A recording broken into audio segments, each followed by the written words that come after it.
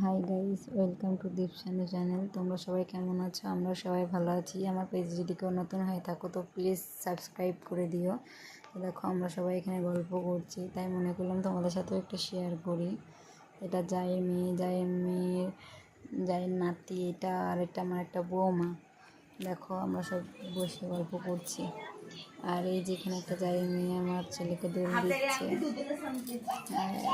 এই যে দেখো, আর দেখো তোমাদের সাথে এখন আমি শেয়ার করব আমাদের গ্রামটা। তো জানালা থেকেই দেখাবো আমাদের গ্রামটা। দেখো, আমাদের এটা হচ্ছে বাড়ির পাশে সব মাঠ।